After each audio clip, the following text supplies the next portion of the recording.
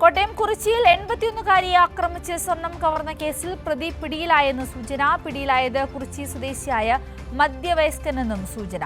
സനോജ് സുരേന്ദ്രൻ ചേരുകയാണ് വിശദാംശങ്ങളുമായി. സനോജ്, ഇയാളെ എവിടെ നിന്നാണ് പിടികൂടിയത് എന്നാണ് മനസ്സിലാക്കുവാൻ സാധിക്കുന്നത്? കൂടുതൽ വിശദാംശങ്ങൾ.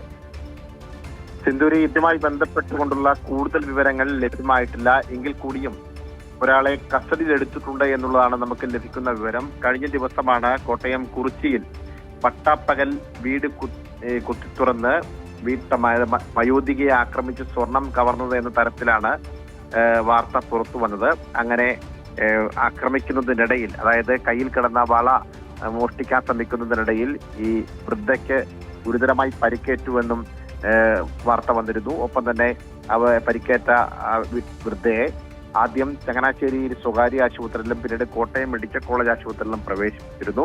മോഷണ ശ്രമമാണ് എന്നായിരുന്നു പോലീസ് കരുതിയിരുന്നത്. എങ്കിൽ ഇപ്പോൾ അങ്ങനെയല്ല കാര്യങ്ങൾ എന്നാണ് മനസ്സിലാക്കുന്നത്. കുറിച്ചി സ്വദേശിയായിട്ടുള്ള മധ്യവയസ്കനെയാണ് പിടികൂടിയിട്ടുള്ളത്. ഇയാൾ ഒരു സാമൂഹ്യ വിരുദ്ധനാണ്, ലഹരി ആക്രമണകാരിയാണ്. ഒപ്പം തന്നെ സ്ത്രീകളെ ശല്യം ചെയ്യൽ ഉൾപ്പെടെയുള്ള വൈകല്യങ്ങൾക്ക് ഉടമയാണ്. അതുകൊണ്ട് തന്നെ ഈ വീട്ടമ്മയെ പിടിപ്പിക്കപ്പെട്ടിട്ടുണ്ട് എന്ന തരത്തിലാണ് ഇപ്പോൾ പോലീസ് നൽകുന്ന വിവരം. എന്തായാലും ഈ പ്രതി കസ്റ്റഡിയിലായിട്ടുണ്ട് എന്നുള്ളതാണ് നമുക്ക് ലഭിക്കുന്ന വിവരം. സിന്ധൂരി.